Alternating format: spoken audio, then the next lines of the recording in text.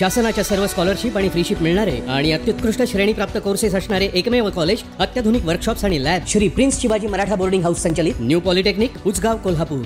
नमस्कार. दैनिक पुढारी आणि कस्तुरी क्लबमध्ये तुम्हा सगळ्यांचं मनापासून स्वागत.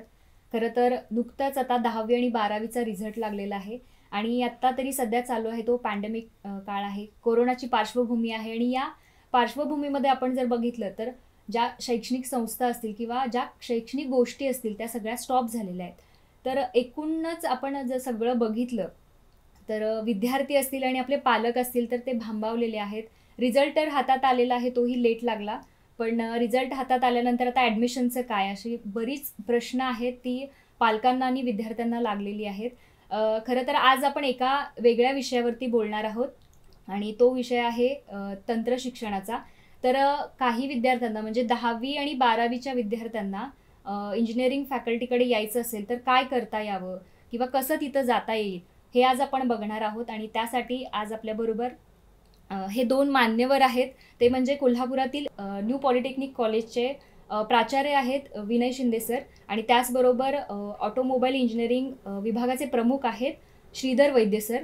तर सर, तुम्हा दोघांचं पुढारी ऑनलाईनमध्ये, कस्तुरी क्लबमध्ये खूप खूप स्वागत.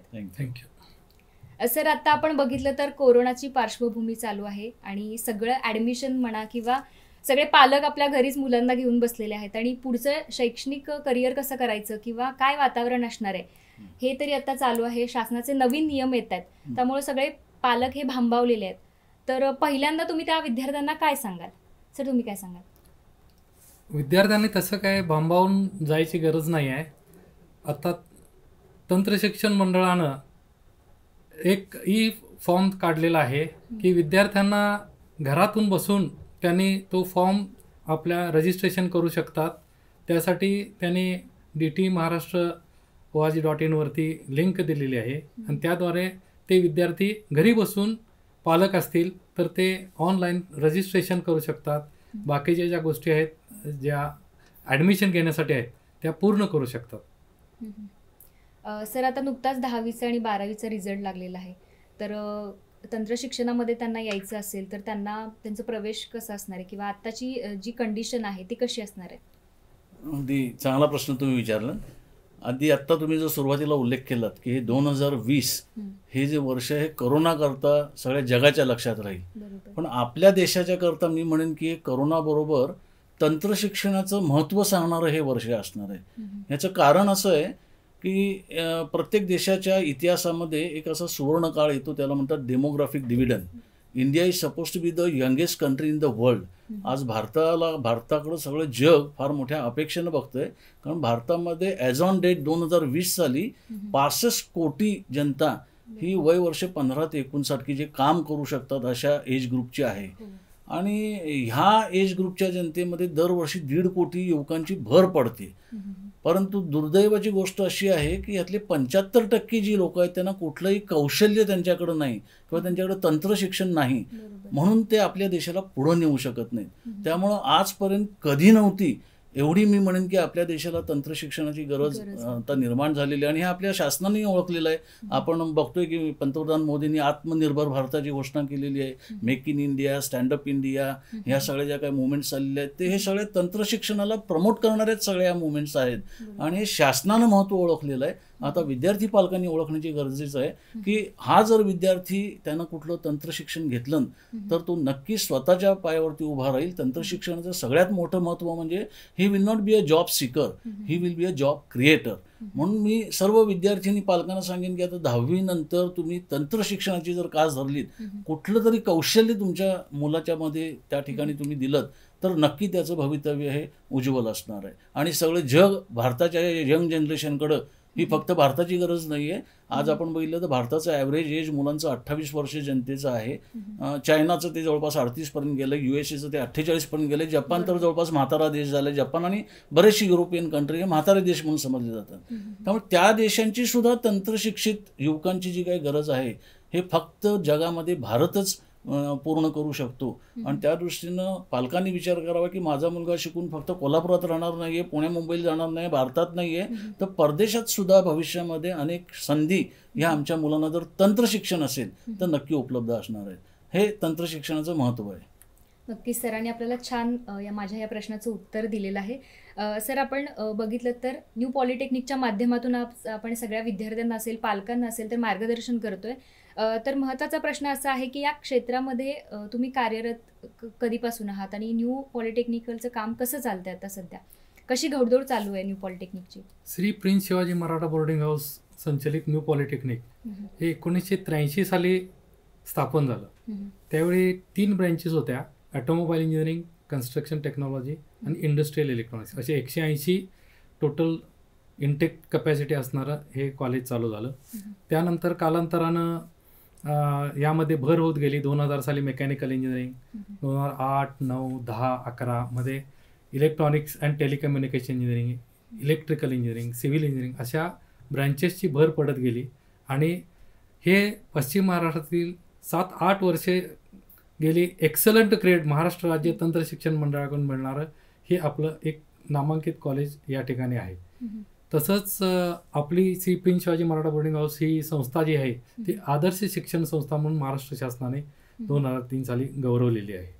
तर अशा ह्या संस्थेमध्ये आपल्याला आत्ता सध्या 5 ट्रेड उपलब्ध आहेत: automobile engineering, mechanical engineering, civil engineering, electrical engineering आणि इलेक्ट्रॉनिक्स अँड टेलिकम्युनिकेशन इंजिनिअरिंग. अशा प्रकारे प्रत्येकी 60 असा इंटेक ह्याचा आहे आणि मेकॅनिकलसाठी 120 असा इंटेक असणारी ही संस्था आहे. नक्कीच खूप छान सर माहिती दिलीत आणि खरंच चांगली घोडदौड चालू आहे. सर मला तुम्हाला प्रश्न विचारायचा आहे, 10वी नंतर आपण डिप्लोमाला ॲडमिशन घेतो आणि त्याचबरोबर 12वी नंतर आपल्याला दुसऱ्या वर्षात प्रवेश मिळतो. तर ही प्रवेश प्रक्रिया कशी असते आणि पालकांनी जर कॉलेजकडे संपर्क करायचा असेल तर त्या संदर्भात माहिती घ्यायची असेल तर ती कशी करावी? आता सध्या हे जे काही करोनाचं सगळं वातावरण आहे त्यामुळं फिजिकली पालक किंवा विद्यार्थ्यांनी एखाद्या इन्स्टिट्यूटमध्ये जाऊन ॲडमिशन प्रोसेस पूर्ण करावी. पालकांच्या मनामध्ये शंका असू शकेल, विद्यार्थ्यांच्या मनामध्ये शंका असू शकेल. तर ह्या एका विशिष्ट परिस्थितीमध्ये शासनानं 2 पर्याय पालक आणि विद्यार्थ्यांना उपलब्ध करून दिलेले आहेत. 10वी नंतर 3 वर्षाची जी काही पदविका अभ्यासक्रम आहे, डिप्लोमा अभ्यासक्रम आहे, त्याची फॉर्म स्वीकारायची आता प्रोसेस सुरू झाली. ती 25 तारखेपर्यंत चालणार आहे. ऑनलाईन पद्धतीनं घरात बसून सुद्धा विद्यार्थी हा फॉर्म, मगाशी प्राचार्यांनी सांगितलं, DT महाराष्ट्र गव्हर्नमेंट DTच्या वेबसाईटवरती जाऊन हा फॉर्म विद्यार्थी घरी भरू शकतात. जी काही त्याला लागणारे कागदपत्र आहेत हे ऑनलाईन ते अपलोड करू शकतात आणि त्याचं व्हेरिफिकेशन देखील ऑनलाईन होतं. अशा पद्धतीनं कुठल्याही प्रकारे संपर्क न येता ऑनलाईन पद्धतीनं हे फॉर्म विद्यार्थी भरू शकतात. त्यातून काही विद्यार्थ्यांच्याकडे इंटरनेटची सोय नसेल, स्मार्टफोन नसेल, अशी काही अडचण असेल तर वेगवेगळ्या कॉलेजेसमध्ये त्यांनी फॅसिलिटी सेंटर शासनानं उपलब्ध करून दिलेलं आहे. न्यू पॉलिटेक्निकमध्ये देखील फॅसिलिटी सेंटर आहे. त्या ठिकाणी तुम्ही अपॉइंटमेंट घेऊन त्या ठिकाणी विद्यार्थ्यांना बोलवलं जातं, त्यांची डॉक्युमेंट सगळी तपासली जातात, फॉर्म भरून घेतला जातो आणि ही सोय ही न्यू पॉलिटेक्निकमध्ये सर्व विद्यार्थी पालकांच्यासाठी फ्री ऑफ कॉस्ट आम्ही उपलब्ध करून दिलेली आहे. त्या ठिकाणी कोरोनाचे जे काही निर्बंध शासनानं दिलेले आहेत ते सर्व त्याचं पालन केलं जातं. आलेल्या प्रत्येक विद्यार्थी पालकाला हँड सॅनिटायझर, त्याचं टेम्परेचर चेक करणं, त्याचं ऑक्सिजन मीटरनं ऑक्सिजन लेवल चेक करणं, या सगळ्या गोष्टींची आम्ही काळजी घेतो. आणि त्यामुळे जरी कॉलेज न्यू पॉलिटेक्निक सगळे विद्यार्थी पालक न्यू पॉलिटेक्निकमध्ये येऊन जरी त्यांनी ही प्रोसिजर पूर्ण केली तरी देखील कुठलाही धोका नाही आहे. 25 तारखेपर्यंत ही प्रोसेस सुरू आहे. त्याच पद्धतीनं डायरेक्ट सेकंड इयर जे 12वी झालेले विद्यार्थी आहेत त्याच्यामध्ये 12वी सायन्स असतील, MCBC असतील किंवा 2 वर्षाचा ITIचा कोर्स केलेले विद्यार्थी असतील, हे सर्व विद्यार्थी थेट द्वितीय वर्ष डिप्लोमाच्या करता ते पात्र होतात. त्यांची देखील प्रोसेस सुरू आहे. ती देखील ऑनलाईन पद्धतीनं किंवा आमच्या इथे फॅसिलिटी सेंटरला येऊन हे विद्यार्थी पालक निर्धास्तपणे ही प्रोसेस पूर्ण करू शकतील.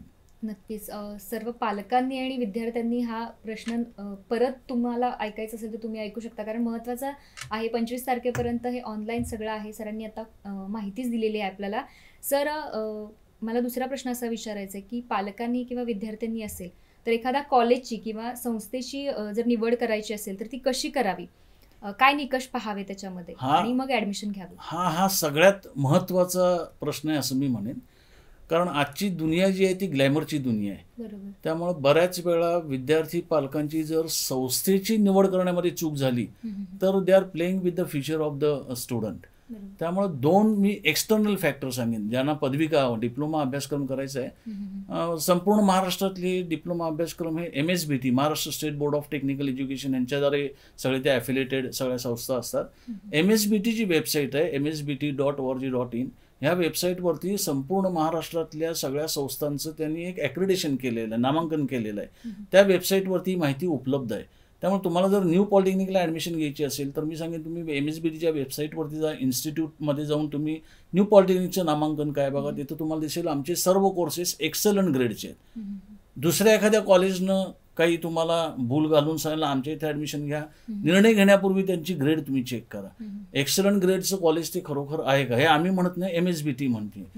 दुसरी गोष्ट पालकांनी एक लक्षात ठेवावी की त्या कॉलेजमधनं जे बाहेर पडलेले विद्यार्थी आहेत, ॲल्युमिनी जी आहे ती त्या कॉलेजबद्दल काय बोलते त्यांचा तुम्ही सल्ला घ्या. इतर कुठल्या जाहिरातीवरती न जाता माझ्या कॉलेजमधनं बाहेर पडलेला एखादा विद्यार्थी जर म्हणत असेल की खरोखर चांगलं कॉलेज आहे, तो तिथं 3 वर्ष शिकलेला आहे, त्याचे त्याला अनुभव आहेत, तर तुम्ही डोळे झाकून तिथे ॲडमिशन घ्या. ॲल्युमिनीचा तुम्ही तिथे फीडबॅक घ्या. हे दोन एक्सटर्नल फॅक्टर झाले. आता प्रत्यक्ष संस्थेमध्ये गेल्यानंतर त्या ठिकाणी फुल टाईम टीचर्स आहेत का, कारण प्राध्यापक हा कुठल्याही संस्थेचा आत्मा असतो. आणि जर एखाद्या संस्थेमध्ये शिकवायला पुरेशा प्रमाणात प्राध्यापकच नसतील तर विद्यार्थ्याला फार मग नैराश्य येतं, फ्रस्ट्रेशन येतं. मग पहिल्यांदा प्राध्यापक आहेत का, ते क्वालिफाईड आहेत का, ते एक्सपिरियन्स्ड आहेत का. आज आता न्यू पॉलिटेक्निकमध्ये जवळपास 35 वर्ष सेवा करणार. मी न्यू पॉलिटेक्निकला सरने सांगितलं 83 साली न्यू पॉलिटेक्निक सुरू झालं, मी 83 पासून न्यू पॉलिटेक्निकमध्ये मी काम करतोय. आणि असे आमच्या इथं बरेच प्राध्यापक आहेत. एवढे एक्सपिरियन्स प्राध्यापक आहेत का. आणि नुसता पुस्तकी किडा न बनवता त्या कॉलेजमध्ये त्या विद्यार्थ्याचा सर्वांगीण विकासाच्या दृष्टीनं काही उपक्रम राबवले जातात का. त्यांच्या लॅब्स कशा आहेत, जिथं प्रॅक्टिकल घेतलं जातं त्या लॅबमध्ये पुरेशी इक्विपमेंट्स आहेत का. सपोर्टिंग स्टाफ जो आहे, जो प्रॅक्टिकल घेतो किंवा ऑफिस स्टाफ असेल, तेच तिथं पुरेसे आहेत का. ह्या सर्व गोष्टी पालकांनी तपासून पाहाव्यात. आणि नंतरच, कारण हा विद्यार्थ्याच्या भवितव्याचा प्रश्न असतो. आणि इथं जर काही चूक झाली तर भविष्यामध्ये त्या विद्यार्थ्याला फ्रस्ट्रेशन येतं, पालकांनाही वाटतं एवढा मी खर्च केला पण मला काय मिळालं.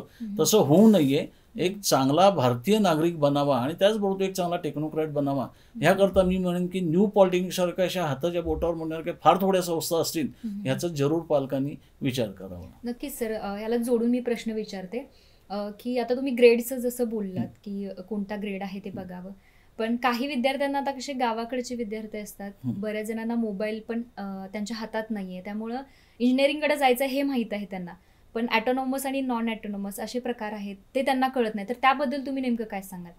कारण मोस्ट ऑफ तो वर्ड्स वापरला जातो आणि बऱ्याच विद्यार्थ्यांना ते कळत नाही किंवा पालकांना ते कळत नाही.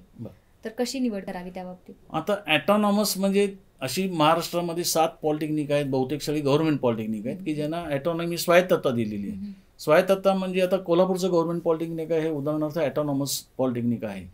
त्यांचा शैक्षणिक अभ्यासक्रम जो काही आहे हा ठरवायची मुभा ही त्या पॉलिटेक्निकला असते. आणि हा विद्यार्थी 3 वर्ष पास झाल्या, डिप्लोमा पास झाल्यानंतर त्याला जे काही सर्टिफिकेट मिळतं हे गव्हर्नमेंट पॉलिटेक्निक कोल्हापूर यांचं सर्टिफिकेट मिळतं, ॲटोनॉमस इन्स्टिट्यूटचं सर्टिफिकेट मिळतं. वेअर ॲज ही अशी काही ठराविक कॉलेजेस सोडली जी ॲटोनॉमस आहेत, तर जवळपास महाराष्ट्रामध्ये 410 इतर जी पॉलिटेक्निक आहेत ह्या सर्वांच्या परीक्षा ह्या MSBT, जसा आपला SSC बोर्ड आहे, HSC बोर्ड आहे, तसा हा Maharashtra state board of technical education हा डिप्लोमाच्या परीक्षांच्या करता आहे. तेच परीक्षा घेतात, त्यांचंच सर्टिफिकेट मिळतं. आणि MSBTचं certificate is world wide, it is valid. कुठेही हा विद्यार्थी अगदी परदेशात जरी उच्च शिक्षणाला जातो म्हणाला तर MSBTचं सर्टिफिकेट आहे का हे पहिल्यांदा कुठलाही परदेशातली विद्यापीठ असेल किंवा तिथली संस्था असेल हे तपासतात. ॲटोनॉमस ठराविकच कॉलेजेस आहेत त्यांना स्वायत्तता ही शैक्षणिक स्वायत्तता दिलेली असते. बाकी सगळं फंक्शनिंग 3 वर्षाचाच diploma, semester system, AICTE, apex body, monitoring, ह्या सगळ्या गोष्टी जवळपास सारख्याच असतात. नक्कीच महत्त्वाचा मुद्दा होता आणि सगळ्यांनी खरंच नोट डाऊन करण्यासारखा आहे हा. यानंतरचा सर प्रश्न असा आहे की विद्यार्थी जो असतो तो अभ्यासाव्यतिरिक्त त्याचा सर्वांगीण विकास व्हावा अशी अपेक्षा असते आणि तो नागरिक आपला भारताचा घडणार आहे, तो परिपूर्ण असावा अशा आपल्या सगळ्यांची इच्छा असते. पण कॉलेजमध्येच याची जोड असते. तर न्यू पॉलिटेक्निकमध्ये कोणत्या अभ्यासाव्यतिरिक्त आणखी ॲक्टिव्हिटीज केल्या जातात. मी ह्याचं थोडक्यात उत्तर देतो. न्यू पॉलिटेक्निकमध्ये पहिल्यापासून आमची फिलॉसॉफी आहे की आमचं सगळं विद्यार्थी केंद्रित आमचे सर्व ॲक्टिव्हिटीज असतात. म्हणजे आज माझ्या कॉलेजमध्ये जे प्राध्यापक शिकवत आहेत हम्म. हे बऱ्याचशा कोर्सेसचं सिलेबस डिझाईन करणारे आणि महाराष्ट्रातल्या इतर कॉलेजेसच्या टीचर्सना ट्रेनिंग देणारे आमचे प्राध्यापक आहेत. त्यामुळे शिक्षणाच्या बाबतीत तर विद्यार्थ्यांना कुठली अडचण आमच्या कॉलेजमध्ये येत नाहीच. पण पहिल्यापासून आमचं असं एक धोरण आहे की हा नुसता पुस्तकी किडा आमचा विद्यार्थी बनला नाही पाहिजे, त्याला सामाजिक भान पण असलं पाहिजे. त्याकरता दरवर्षी आमच्या कॉलेजमध्ये ब्लड डोनेशन कॅम्प घेतला जातो.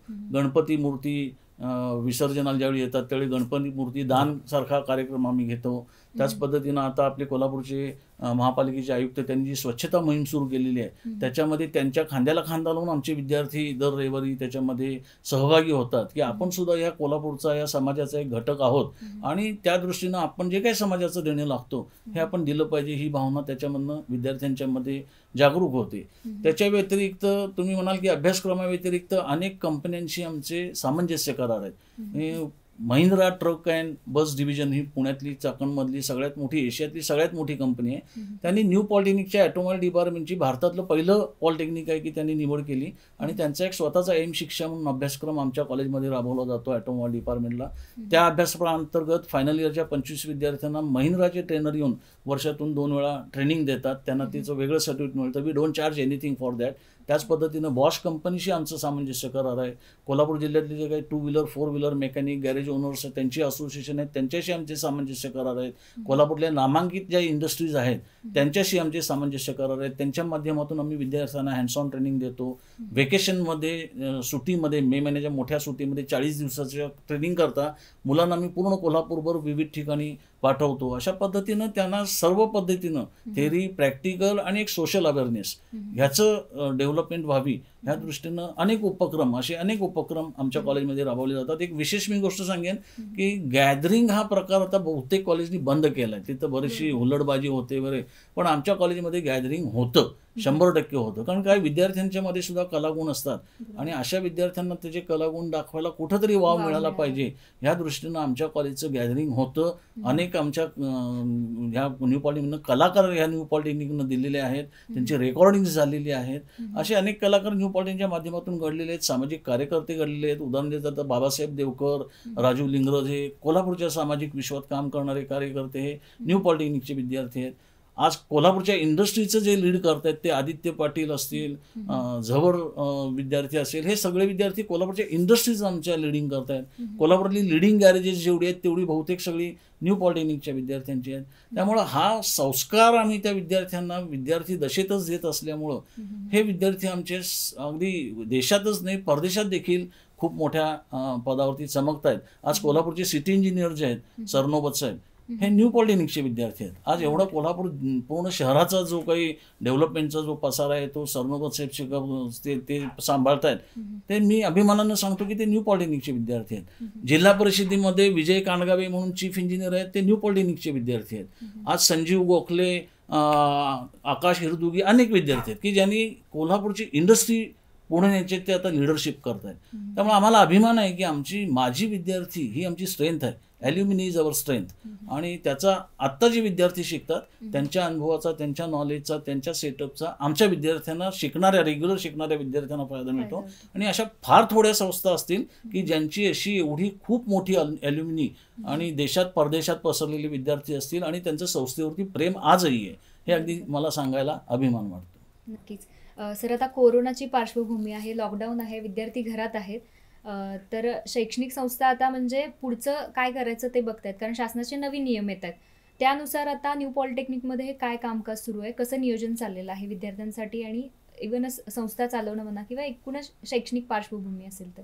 सध्या कोविड-19च्या पार्श्वभूमीवर न्यू पॉलिटेक्निकमध्ये ऑनलाईन लेक्चर्स चालू केलेले आहेत. सेकंड इयर आणि थर्ड इयरच्या विद्यार्थ्यांसाठी 1 जुलैपासून ऑनलाईन लेक्चर्स चालू झालेले आहेत. त्यामुळे विद्यार्थी जे काही 4 महिने त्यांना रिकामे राहिले आणि त्यांना सुद्धा त्या पद्धतीनं तिथं सिलेबस जो आहे तो सिलेबस आता जर वेळ कमी मिळाला तर तो पूर्ण होणार नाही. त्यामुळं ऑनलाईन जे लेक्चर्स आहेत ती लेक्चर्स सगळ्या डिपार्टमेंटची चालू आहेत आणि त्यातून विद्यार्थ्यांना हे शैक्षणिक कामकाज सध्या चालत आहे. त्यामुळं सगळे जे काही नियम आहेत शासनानं घालून ते आपल्याला पाळले जातात.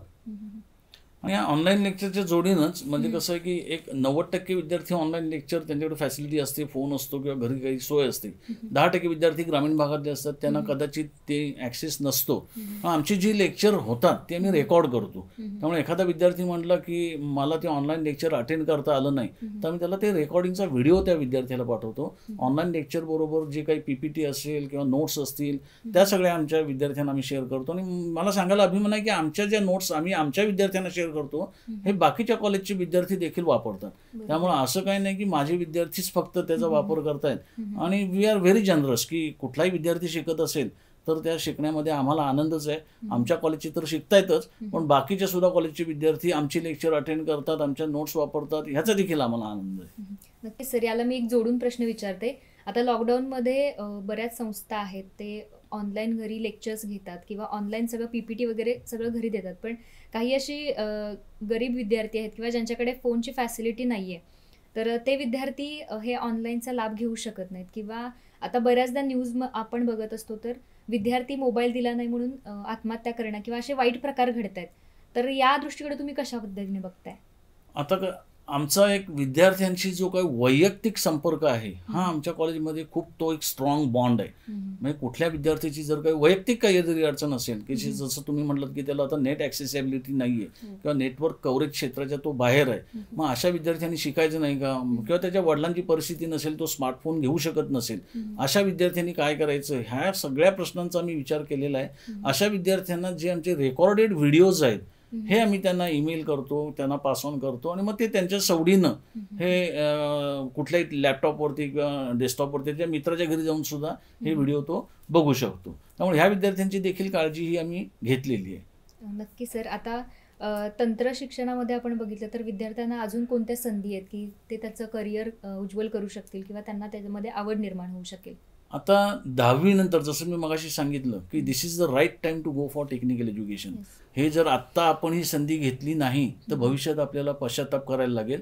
आणि हा जो काही डेमोग्राफिक डिव्हिडंड आहे, पुढची 30 वर्षे भारताला ही संधी आहे, जगाचं नेतृत्व करायची संधी आहे. एक भारत महासत्ता बनू शकेल ह्या तरुणांच्या जोरावरती. 10वी नंतर डिप्लोमा केल्यानंतर विद्यार्थी काय करू शकतात हा एक पालकांना मोठा प्रश्न असतो की 10वी नंतरचा डिप्लोमा झाल्यानंतर ह्या विद्यार्थ्याला एक तर गॅरंटेड न्यू पॉलिटेक्निकचा विद्यार्थी असेल तर त्याला गॅरंटेड जॉब हा चांगल्या कंपनीमध्ये मिळतो. म्हणजे ज्या पालकांना पुढं विद्यार्थ्याला शिकवायचं नाहीये, त्यांची घरची परिस्थिती नसेल शिकवायची किंवा त्यांना जॉब करणं हे गरजेचं असेल, तर आम्ही पालकांना आणि विद्यार्थ्यांना अगदी आश्वस्त करतो की तुम्ही आमच्याकडे डिप्लोमा पूर्ण करा, तुम्हाला गॅरंटेड चांगल्या कंपनीत आमच्याकडे जॉब मिळेल. बऱ्याचशा विद्यार्थ्यांना पुढं शिकायचं असतं. जे विद्यार्थी डिप्लोमा पूर्ण करतात त्यांना डिग्री जी 12वी नंतर 4 वर्ष येते डायरेक्ट सेकंड इयरला ॲडमिशन मिळते.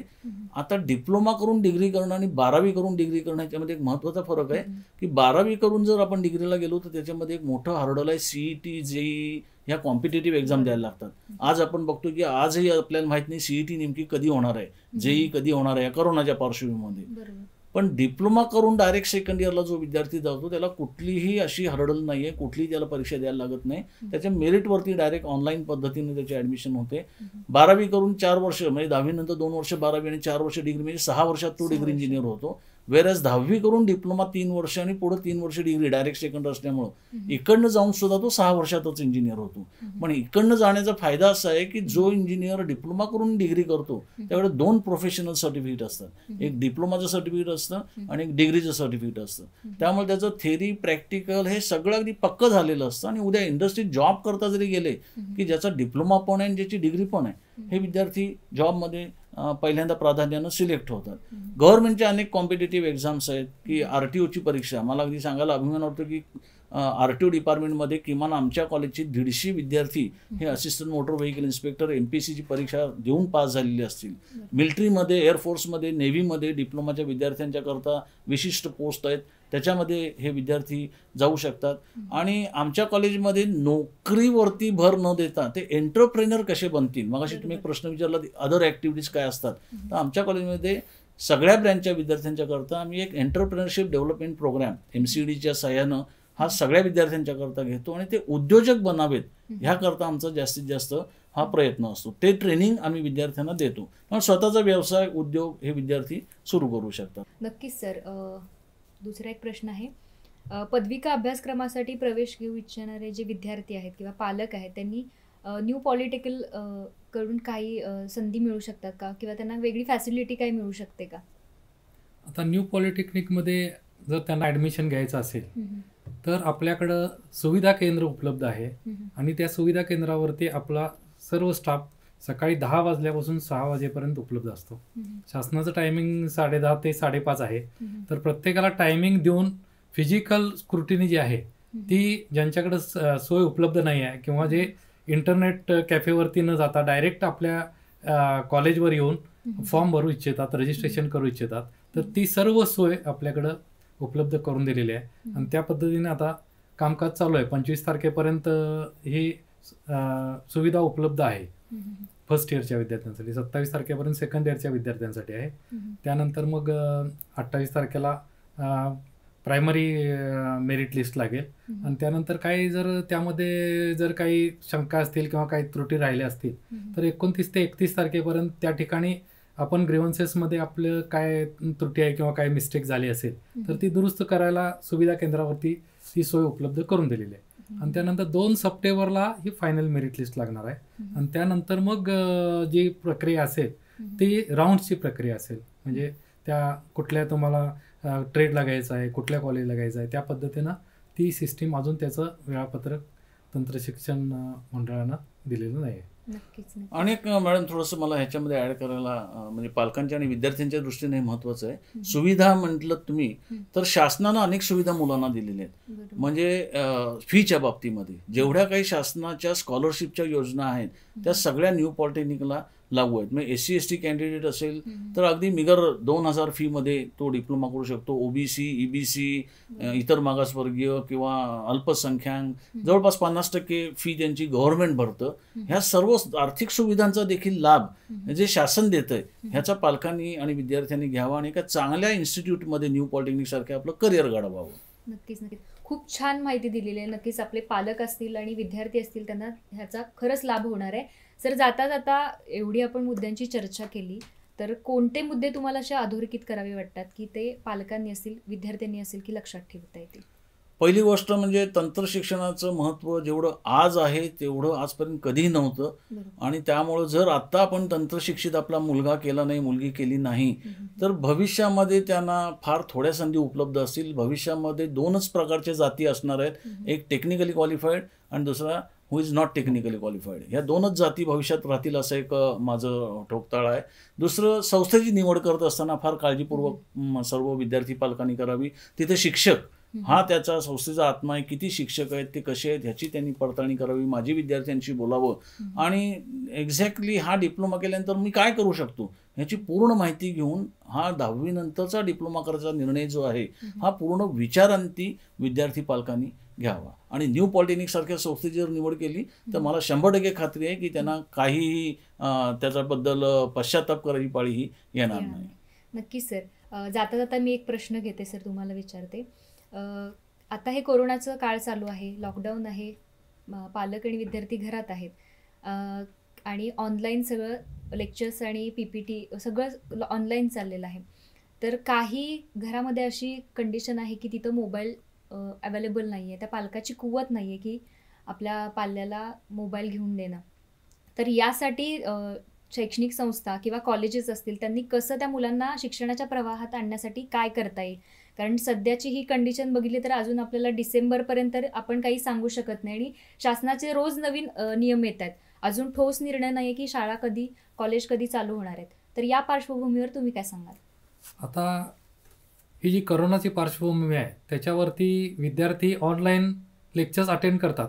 पण समजा 5 ते 10% विद्यार्थ्यांच्याकडे जर मोबाईल नसतील तर आम्ही सरांनी सांगितल्याप्रमाणे त्यांना ईमेलद्वारे नंतर रेकॉर्डेड त्यांच्या मोबाईलवरती पाठवतो आणि त्यांनी जाऊन लॅपटॉपवरती किंवा जवळच्या फॅसिलिटी जिथं अवेलेबल आहे त्या ठिकाणी जाऊन त्यांनी ते बघायचं आहे. किंवा ज्याचा मित्र एखादा आपला जवळ असेल तर आम्ही असं सांगितलं की तुमचे जवळपास राहणारे मित्र आणि ज्याच्याकडे फॅसिलिटी अवेलेबल नाही त्यांनी एकत्र यायचं आणि त्या ठिकाणी ते लेक्चर अटेंड करायचं. म्हणजे अशा पद्धतीनं सुद्धा ते होऊ शकतं. अगदीच काही खेडेगावातनं आता कसं झालंय, काही अडकून बसले असतील त्या विद्यार्थ्यांचाच फक्त प्रश्न येतो. पण आत्ता सध्या जर बघितलं तर जवळपास सर्वांच्याकडं स्मार्टफोन कसं झालेलं आहे, आता किमती कमी झालेल्या आहेत. त्यामुळे स्मार्टफोन हा सगळ्यांच्याकडं जवळपास 99% पालकांच्याकडे उपलब्ध आहे. म्हणजे विद्यार्थ्याकडे नसला तरी सुद्धा तो पालक त्या विद्यार्थ्याला त्या लेक्चरसाठी तो स्मार्टफोन देऊ शकतो किंवा त्यांच्या मित्राकडे जाऊन ते लेक्चर्स प्रॅक्टिकल्स अटेंड करू शकतात किंवा रेकॉर्डेड लेक्चर्स बघू शकतात. म्हणजे त्यांचं असं नुकसान काही होणार नाही. फक्त जी काही प्रॅक्टिकल्स वगैरे असतील ती नंतर ज्यावेळी आपलं रेग्युलर कॉलेज चालू होईल त्यावेळी प्रॅक्टिकल्स बॅच वाईज जसं काही शासनाचं धोरण ठरेल त्या पद्धतीनं दिवसभर, म्हणजे आता त्यावेळी कदाचित सकाळी 7 वाजल्यापासून रात्री 9 वाजेपर्यंत सुद्धा आपल्याला ते शेड्यूल डिस्ट्रीब्यूट करून घ्यावं लागेल. प्रॅक्टिकल्स वगैरे सोशल डिस्टन्सिंग असेल तर ते काही शासनाचे निर्देश येतील त्या पद्धतीनं ते पूर्ण केलं जाईल. नक्कीच सर, आता या काळामध्ये एक शिक्षक म्हणून तुम्ही जेव्हा विद्यार्थ्यांकडे बघताय आणि आताचा जो काळ चालू आहे पॅन्डेमिक, तर तुम्ही विद्यार्थ्यांना काय सांगाल, काय आवाहन कराल? नाही, एक तर हे पॅन्डेमिक ही मी म्हणेन की संधी म्हणून त्याच्याकडे बघा, हे एक संकट म्हणून बघू नका. ह्याचा भाऊ खूप झालाय, संकट आहे ठीक आहे, म्हणजे आरोग्यावरती परिणाम होऊ शकेल, पण त्यानं अनेक संधी निर्माण करून दिलेल्या आहेत. आज आपण जर बघितलं तर युरोप सगळ्या या कोरोनानं कोलॅप्स झालेला आहे. अमेरिका आता दररोज त्यांच्याकडे हजारोनं लोक मरतायत आणि ती जी काही व्हॅक्यूम पोकळी निर्माण होणार आहे ही भरून काढायची आपल्या मुलांना संधी आहे, provided he is technically qualified. त्यामुळे ह्याच्याकडे संकट म्हणून बघू नका, संधी म्हणून बघा. शासनाने जे काही निर्देश दिलेले आहेत, सोशल डिस्टन्सिंग असेल आणि करोना संदर्भातले जे काही निर्देश असतील त्या सगळ्यांचं 100% पालन करा. पण त्याचा बाऊ करून हा करोना म्हणजे काहीतरी फार मोठं माझ्या आयुष्यात मी उठलो असं अजिबात नाहीये. ही फार मोठी संधी आपल्या मुलांना उपलब्ध आहे आणि त्याचा त्या दृष्टीनं पॉझिटिव्हली त्यांनी जर विचार केला तर नक्की मला खात्री आहे की संकटातून आपले विद्यार्थी संधी हे शोधू शकतील. नक्कीच, खूप छान मार्गदर्शन झालं. आणि सर, जसं तुम्ही म्हणालात की कोरोनाचा हा काळ हा एक संधी म्हणून आपण पाहूयात.